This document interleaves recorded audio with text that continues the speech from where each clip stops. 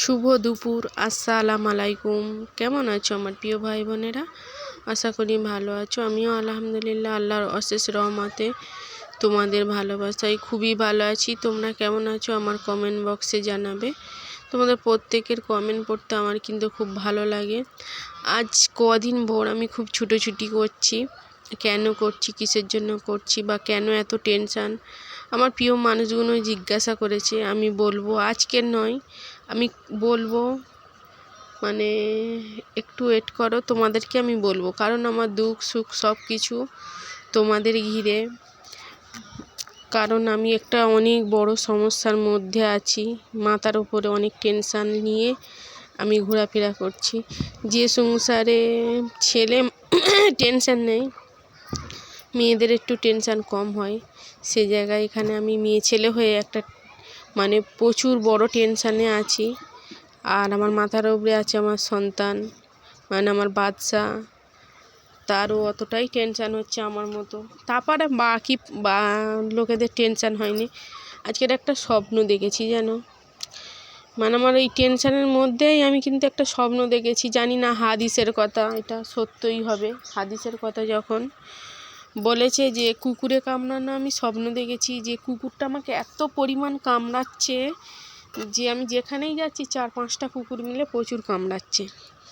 তা বিবাহিত মেয়েদের কুকুরে কামড়ানোর স্বপ্ন দেখলে যেটা হয়, বলছে যে তার স্বামী রোজ কিয়ামত পর্যন্তই তাকে জ্বালা যন্ত্রণা দেবে, মুসিবতে ফেলবে, স্বামী অত্যাচারিত হবে।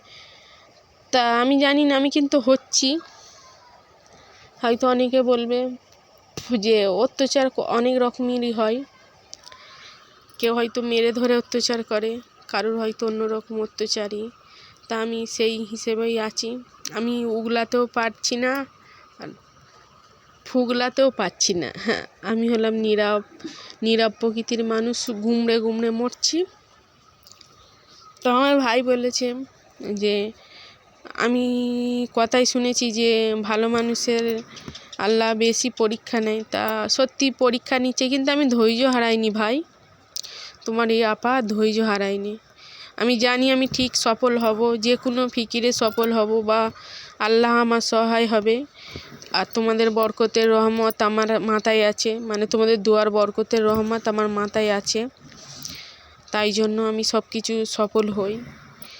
তা আমি কিসের জন্য এত টেনশান বা কেন টেনশান, সেটা আমি তোমাদেরকে বলবো। আর আজকের আমি যে সব কিছু জোর দিয়ে উঠে দাঁড়াতে পারছি, সব কিছু প্রকৃতি যে কোনো এর বিষয় থেকে, কিন্তু আমার বাদশা আমার সাথে আছে বলেই আমি হয়তো সব কঠিন পরিস্থিতি থেকে আমি উঠে দাঁড়াতে পারতেছি। কারণ ছেলেকে নিয়ে মা গর্ব করে, যে সন্তানকে নিয়ে, সত্যি আমার গর্ব করার মতন সন্তান, যাকে নিয়ে আমি গর্ব করতে পারবো। আর তো একটা মা কিন্তু সন্তানকে ঠিকঠাক মানুষ করে, বাবা মার কাছ দিয়েই কিন্তু সন্তান ঠিকঠাক মানুষ হয়। আর একটা বাবা মার কাছ দিয়েই কিন্তু সন্তান বেহাত হয়ে যায়, এটা দেখলে বোঝা যায়। কিন্তু আজ আমার সন্তানকে নিয়ে আমি গর্ব। আমার যতটা টেনশান হচ্ছে, আমার বাদশার কিন্তু ততটাই টেনশান হচ্ছে। তা আর একটা মানুষ তো বিন্দাস, মনে হয় ওই হয়তো শাড়ি চুড়ি পরে ঘরে বসে থাকলে অনেকটাই ভালো হতো। সেই জন্যই আমি আমি উগলাতেও পারছি না, কারণ সন্তানদের জন্যই আজকের আমি ওকে আমার সাথে নিয়ে চলা, যে হিসেবে অন্যায় করছে, যে হিসেবে ও চলাফেরা করেছে, সেই জন্য। তা আর কিছু বলবো না। তা দেখবে মানুষ তোমার অসময়ে এসে দাঁড়ায়। আমি হয়তো কারোর সুখের সাথী হতে পারিনি, কিন্তু অনেক মানুষের দুঃখের সাথী হয়ে রয়েছি, আজও রয়েছি, 12 মাসটাই থাকবো। কিন্তু কোনো মানুষের, আমার কারণে কোনো মানুষ অশান্তি পড়ুক, এটা আমি চাই না, আর কোনো দিন চাইবো নাও।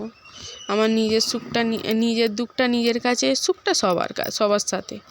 হ্যাঁ, তাই জন্য যে কোনো কিছু হলে পারে আমি আগে বলি না, তো সব কিছু মিটে গেলে তারপর আমি বলি।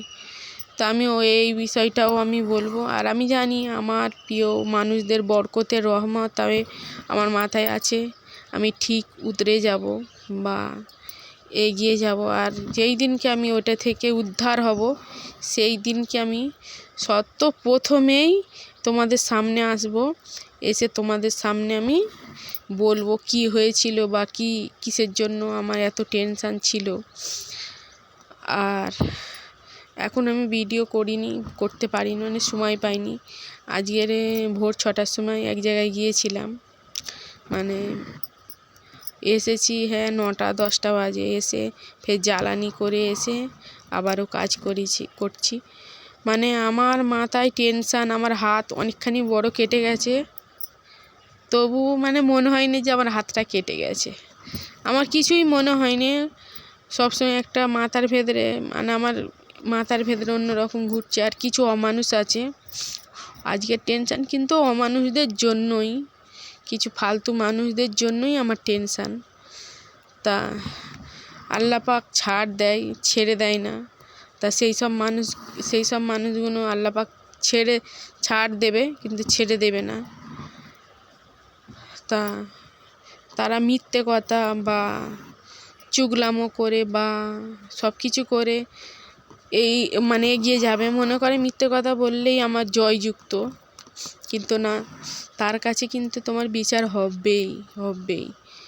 কারণ আমি মনে করি যেখানে নিজের প্রাণ যাবে সেখানেও আমি মিথ্যে কথা বলবো না।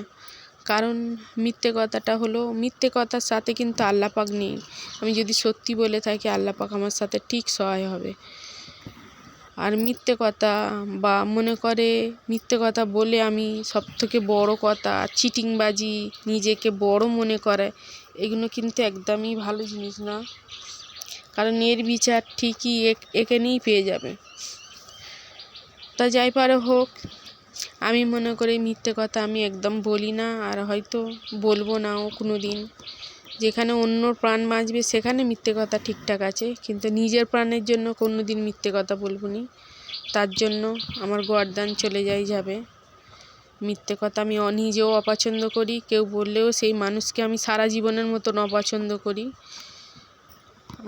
তারপর যাই পারে হোক, তোমরা আমার জন্য শুধু দোয়া করতে থাকো। আমি জানি দোয়া করলে কিছু মানুষ আছে যাদের হাত তোলাতে আল্লাহ আমার সব কিছু কবুল করে নেয়। আর আমি জানি না ভাই, আমি ভালো মানুষ কি, হয়তো আল্লাহর পরীক্ষা এইগুলো। তা যেটা করবে সামনের দিনগুলো, সেটা আল্লাহ ভালোর জন্যই করবে, আর যেটা হবে সেটা ভালোর জন্যই হবে ইনশাল্লাহ। ভালোর আশায় রয়েছি। আর যেটা এসেছে, যে ধাক্কাটা এসেছে, কিন্তু ভালোর ধাক্কাই এসেছে। এই ধাক্কা দিয়ে যদি আমি উঠতে পারি, আমি কিন্তু মুক্তি। তা সেই জন্যই কুকুরে কামড়ানো থেকে আমি এত ভয় পেয়েছিলাম, রাত্রেবেলা সারা রাত ঘুমোতে, এমনিতে 2 দিন আমার ঘুম নেই চোখে, আর ভোরের বেলা সেই দিক তো আমি খাইনি, পানি খেয়েছি। পানি খেয়ে ঘুম তো ধরেনি, সবে চোখটা মুজিয়েছি, দেখি না 4টে-5টা কুকুর এসে আমাকে খুব কামড়াচ্ছে, মানে এত কামড়াচ্ছে, আমি তাদের খালি মারতেছি, লাস্টে কাটারিলে আমি দেখতে পাচ্ছি যদি না আমি ওই কুকুরগুলোকে মারি, কিন্তু আমার বাদশা বা সাকিবকে তেড়ে আসতেছে। আমি এগিয়ে আমার নিজে কামড়ানি খাচ্ছি, কিন্তু ওদেরকে এগলে রাখছি। তা ওদের বাঁচাবার জন্য আমাকে কুকুরে কামড়ে রাখেনে, রক্তপাত করতেছে, তবু মনে করছি যে আমার সন্তানরা বেঁচে থাকবে। তা এর ইঙ্গিতটা আমি কিন্তু বুঝতে পেরেছি, আমি এর ইঙ্গিতটাও বলবো। তা আজকের মতো আল্লাহ হাফেজ, সবাই ভালো।